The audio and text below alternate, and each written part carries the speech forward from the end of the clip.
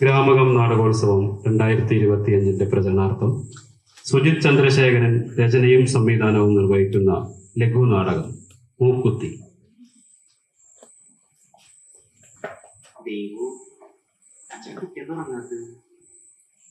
അച്ഛാ, ഈ ഇറുക്കിരിത്തുണ്ട് മൂക്കില് കുത്തിയപ്പോ ആകെ പഴുത്തു. നല്ല വേദനയാണ് അച്ഛാ, ദൈവന് സഹിക്കാൻ വയ്യ. എനിക്ക് ഒരു തരി പൊന്നിന്റെ ഒരു മൂക്കുത്തി വാങ്ങിത്തരുമോ അച്ഛാ? അച്ഛന്റെ കാലത്ത് മാറട്ടേട്ടാ, ഒരച്ഛൻ വാങ്ങിച്ചു തരാം. കുട്ടി ഇപ്പൊ അച്ഛൻ പാട്ട് പാടി തരട്ടെ. പാട്ടും പാട്ടും തോറ്റോം ചൊല്ലി വാട്ടുന്ന ഞങ്ങൾക്ക് തുണയാവാത്തതെന്തേ തമ്പ്രാട്ടി. ആണ്ടോടാണ്ടും പൂജയും വഴിപാടും ചെയ്യും ഞങ്ങളെ മറന്നു മലമരത്തമ്മി.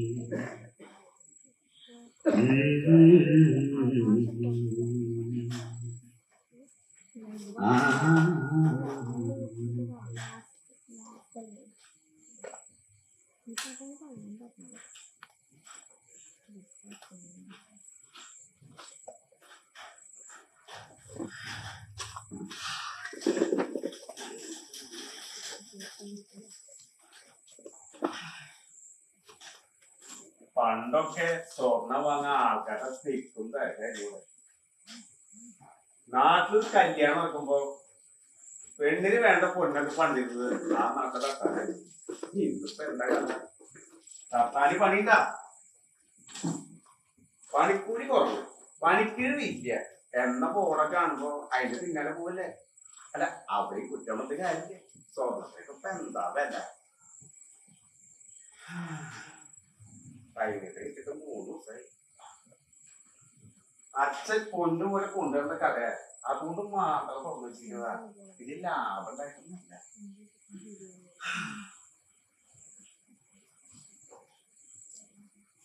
കനകേറ്റല്ലേ? ആണല്ലോ. ആ, ഞാനേ കനകേറ്റ കാണുന്നു വിചാരിച്ച് ഇരിക്കട്ടെ. കാണുന്നു വിചാരിച്ച് ഇരിക്കുന്നു. എന്താണോ വില സ്വർണ്ണം എടുക്കാനാണോ? അല്ല, സ്വർണ്ണം എടുക്കാനല്ല, പക്ഷെ കനകേറ്റ കൂടി ഗുണൊരു കാര്യം പറയാനാ. ഗുണൊരു കാര്യോ? എന്നാ പറയാൻ കേക്കട്ടെ. കനകേട്ട, എന്റെ പേര് ഭൂപേന്ദർ. ഞാൻ ഒരു LIC ഏജന്റ് ആണ്. എന്താ പേര് പറഞ്ഞു? ഭൂപേന്ദർ. എന്തേ വന്നു LIC ചേർക്കാൻ പുറത്തുനിന്ന് ആളെ വെച്ചോളി. കാലം പോയി കനകേട്ടാ, കനകേറ്റ ഡിഗ്രി പെരിയാൻ ഇതെവിടുന്നാ? നമ്മുടെ പരമേശ്വരന്റെ കടയിന്ന്. അല്ല, തിരുപ്പൂരിന്ന്. നമ്മളിങ്ങനെ ആപ്പിൾ അതെവിടുന്നാ? അത് കാശ്മീരിൽ നിന്നല്ലടാ. ആ, നമ്മളിങ്ങനെ ചോരി അതിന്റെ അരി അതെവിടെ തന്നെ? അത് പാരക്കറിയട്ടെ, ആന്ധ്രന്ന്. ആ, ഇതൊക്കെ പുറത്തുനിന്നാകുമ്പോ പിന്നെ LIC എടുപ്പിക്കാൻ ഞാൻ പുറത്തുനിന്ന് വന്ന എന്താ കുഴപ്പം? എന്താ കുഴപ്പമേടാ? പിന്നെ ഞാൻ കേരളത്തിൽ ഒരു 10-14 വർഷമായി. ഏടാ ഭയങ്കര ഈ പറഞ്ഞൊക്കെ ശരിയല്ലോ. എന്റെ നാട് എവിടെയാ? ഭോപ്പാല്. ഭോപ്പാലോ? അതെ. എന്തേ? നിനക്കറിയോ, ഞാൻ 15 വർഷം പട്ടാളത്തിലായിരുന്നു. അതിൽ 4 വർഷം ഞാൻ ഭോപ്പാലിലായിരുന്നു. എന്റെ ഓർമ്മ ശരിയാണെങ്കിൽ അന്നൊരു വെള്ളിയാഴ്ച ഡിന്നർ കഴിച്ചുകൊണ്ടിരിക്കുമ്പോ ഒരു കശകശ, ഒരു കുശുകുശു, അല്ലടാ ശബ്ദം. നോക്കുമ്പോ 4 പാകിസ്ഥാൻകാരന്മാരെ കനകനോട് ഞാൻ കയ്യങ്ങനെ തുടച്ച് നോക്കണ്ടെടുത്തു. ഉന്നം നോക്കി ഒറ്റ വെടി ചെല്ലുമ്പോഴേ കനകന്റെ വെടിയല്ലേ വരണേ. ഓടിക്കൊന്നു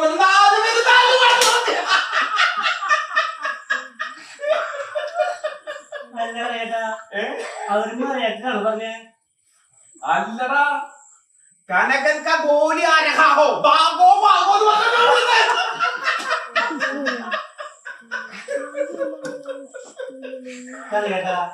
അതിന് ഭോപ്പാൽ എവിടെ കിട്ടി? ഭോപ്പാല കിട്ടി. മധ്യപ്രദേശ് ഭോപ്പാലേ. ഭോപ്പാല കിട്ടിയ നീ ഇപ്പൊ എന്തിനു ഞാൻ LIC എടുപ്പിക്കാൻ. അല്ലെ, അതിന്റെ കാര്യങ്ങൾ പറയും. ഭോപ്പാല കിട്ടി. കേട്ടാ നമുക്ക് എല്ലാവർക്കും വേണ്ട പോളിസിയാണ് മെഡിക്ലെയിം. ഇപ്പൊ നമുക്ക് എന്തെങ്കിലും സംഭവിച്ചു നമ്മൾ ആശുപത്രിയിൽ കിടന്നു വിചാരിക്കാം, നമ്മൾ ചെലവാക്കിയ തുക മെഡിക്ലെയിം ഉണ്ടെങ്കിൽ തിരിച്ചാ കിട്ടും. ആ പിന്നെ വേറൊരു പോളിസി ഉണ്ട് കേട്ടാ, നമ്മളാണ് നമ്മുടെ കുടുംബത്തിന്റെ നാഥൻ. നമ്മൾ തെറ്റുപറ്റിയ നമ്മുടെ കുടുംബം ജീവിക്കുന്നത്. പെട്ടെന്ന് നമുക്ക് എന്തെങ്കിലും സംഭവിച്ച നമ്മുടെ കുടുംബം വഴിയാതാറാവില്ലേ? അപ്പൊ നമ്മൾ എന്ത് ചെയ്യും? അപ്പൊ നമ്മളെ വലിയ തുകയ്ക്ക് ഇൻഷുർ ചെയ്യണം. അപ്പൊ നമ്മൾ നാട് നീങ്ങിയാലും നമ്മുടെ കുടുംബം സേഫ് അല്ലേ?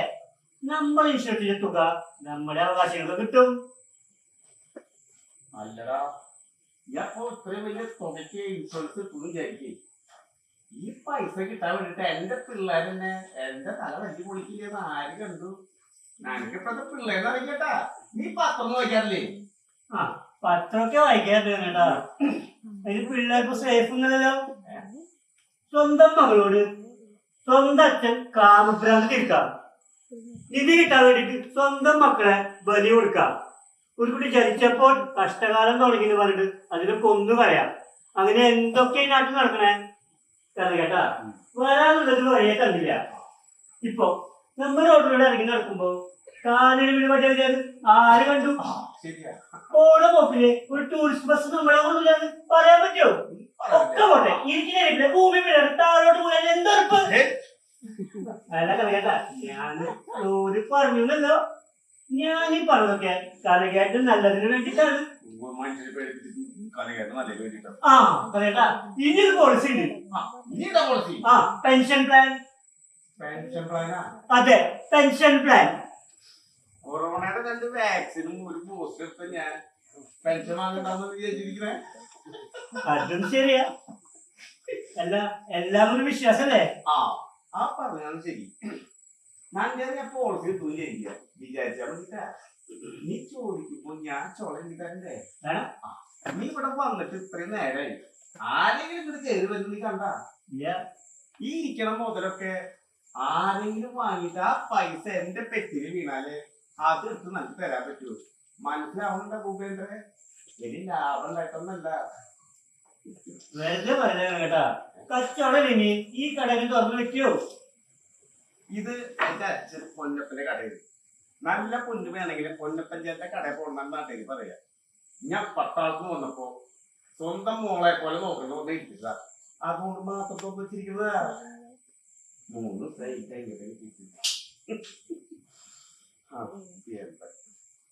സതീശ എനിക്ക് കുറച്ച് കാശിന്റെ ആവശ്യമുണ്ട്. കാശ ഇതോടെ വെച്ചിട്ട് കുറച്ച് കാശിന്റെ ആട്ടെ. അത് സ്വർണം തന്നെയല്ലേ? കാനകേട്ടൻ ഭാര്യയുടെ മാലട്ടാ. ആരുടെ ചോദിക്കണം? മതി, കുറച്ചിട്ട് മതി.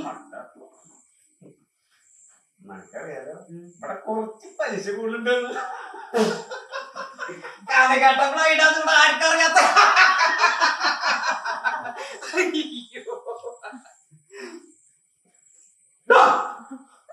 എനിക്കറിയോ താരാന്ന്.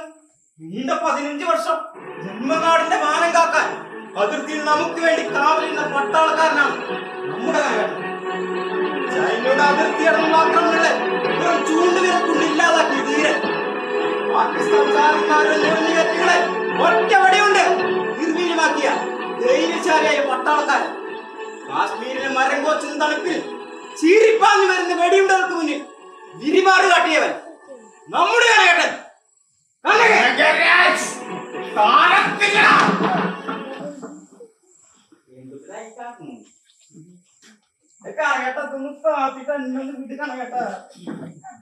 ഞാന് അപ്പൊ തിരിച്ചു പോയി.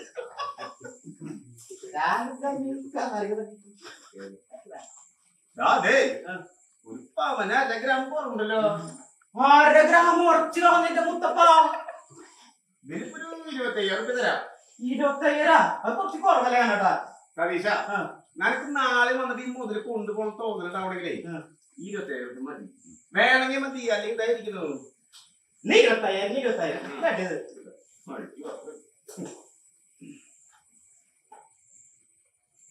എന്തൊക്കെ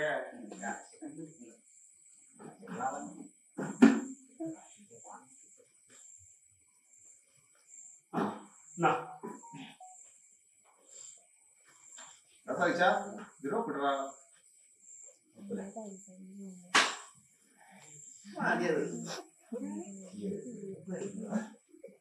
ഭൂപേന്ദ്രേ അപ്പോ ഇതാണ് സതീശൻ. ഞങ്ങൾ പൊട്ട സതീശനൊക്കെ വിളിക്കും. പക്ഷെ ചില സമയത്തല്ലോ അവൻ സത്യം പറയൂ. ഞാനും പാവാണ്. ഇതോർത്തില്ലല്ലോ, ഇനോട്ടോർത്തില്ലല്ലോ. നോക്കിയേ, ഇതിന് വെച്ചിട്ടേ അടിച്ചപ്പോ ഗാന്ധിജി കണ്ണട പൊട്ടിയില്ല. പൊട്ടിയില്ല. കണ്ണു പോയ പൊട്ട സതീശനെ വിളിക്കണേ. രമേശ, നീ എന്തിവിടെ? വാ, വീട്ടിൽ വാ. വാ. ഞാനേ മോക്കൊരു മൂക്കുത്തി എടുക്കാൻ വന്നാണ്. മോൾക്കാ? ആ, നീ വീട്ടിലേക്ക് ചെല്ലി, ഞാൻ പോയില്ല.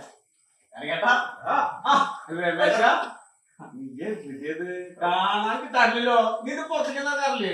കാല് മൊത്തം മാറി വരണോ കനകേട്ടാ? കാലിന് എന്ത് പിടിച്ചടാ?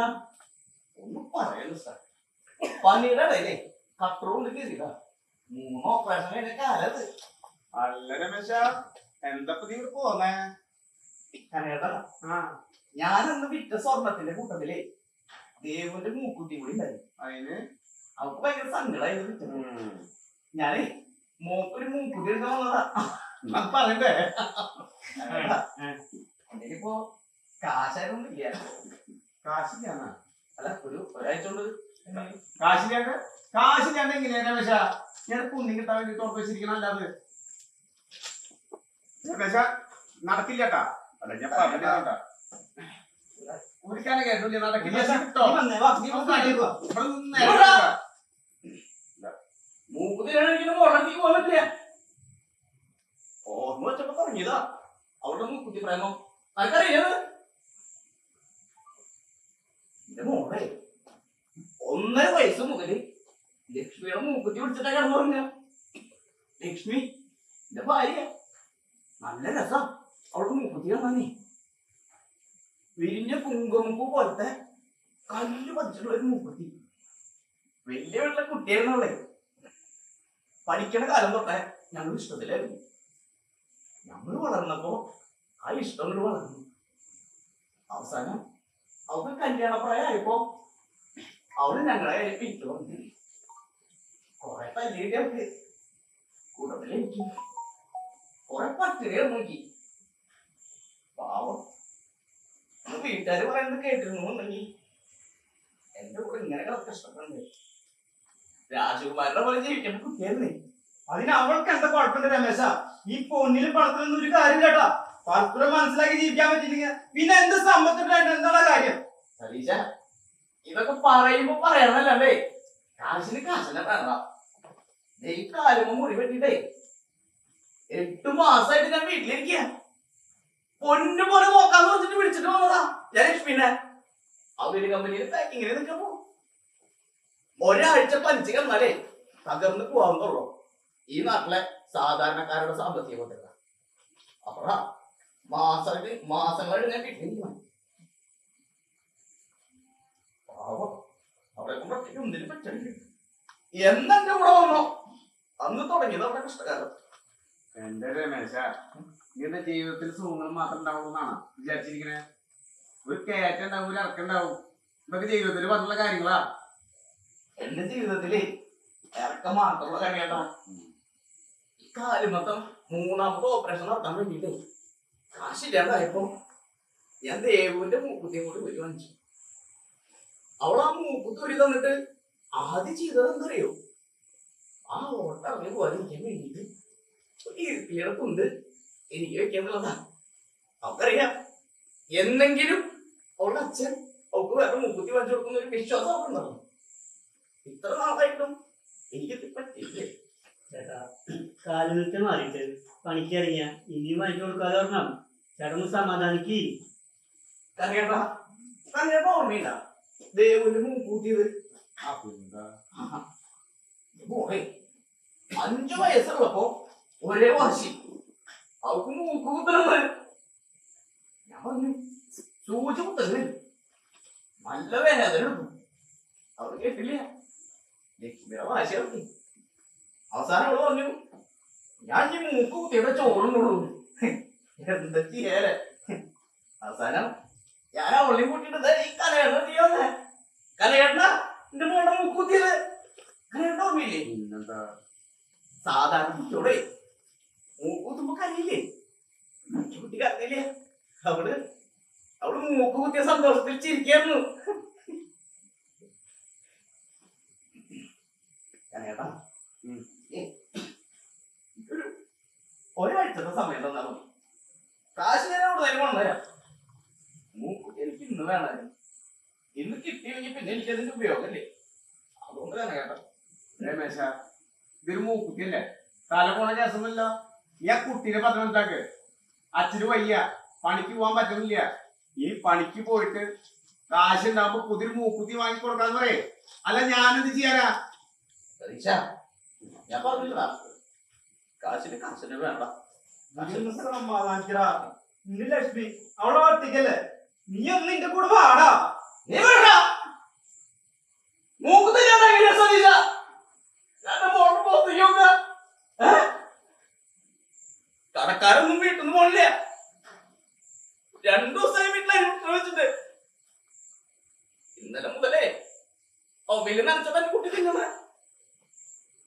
കാലത്ത് കഴിക്കാൻ വന്നപ്പോഴേ അവയില് നനച്ചത് കണ്ടപ്പോ എനിക്ക് വിശക്കണില്ല. ഞാൻ കഴിക്കാൻ പോവാന്ന് പറഞ്ഞിട്ട് പോയതാ.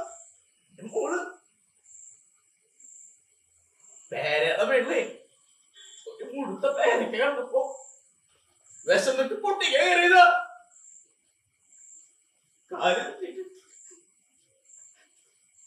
ദൈവദാസന്മാരെ കുടി തിന്നുന്ന തറയുടെ മേള എന്റെ കുട്ടിയുടെ തലടിച്ച ഒരു ദൈവം ഉണ്ടാകുന്നില്ല.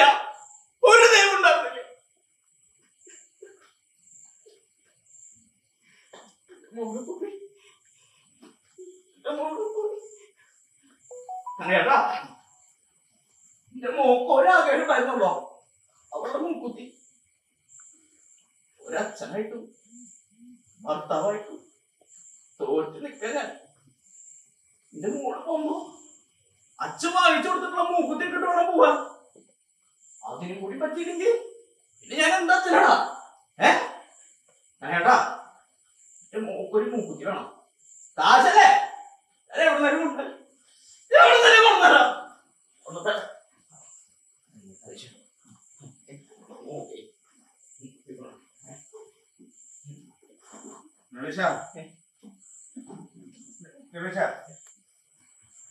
ഇതെന്റെ മോൾക്ക് കൊടുക്ക.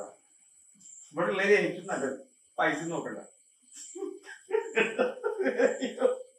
ചേട്ടാ അങ്ങനെ കണ്ടിച്ചോളിക്കാത്തോണ്ടല്ലടാ. ഞങ്ങൾ വരാം.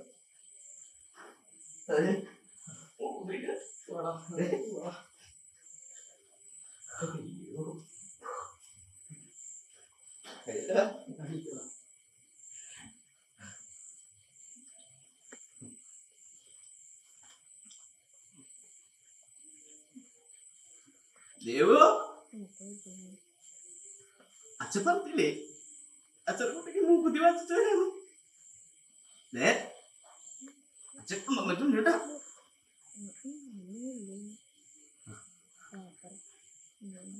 അച്ഛനെ കുട്ടിയെ എനിക്ക് എഴുത്തൊണ്ടൊന്നിട്ട് നടക്കണ്ട കേട്ടാ.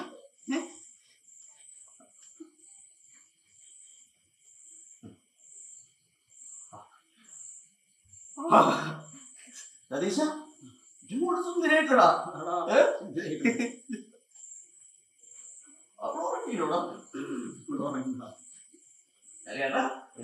എല്ലേ ഞാൻ പാട്ട് പാടിട്ട് എന്റെ മോളെ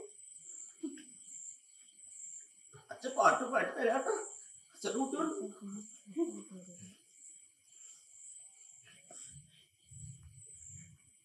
പാട്ടോ പാട്ടോ തോറ്റോ ചൊല്ലി വാഴ്ത്തുന്ന ഞങ്ങൾക്ക് തുണയാവാത്തതിന്റെ കൊണ്ടാക്കി ആണ്ടോടാണ്ടും പൂജ വഴിപാടും ചെയ്യും ഞങ്ങളെ മറന്നോ മലബാരത്തേ മറന്നു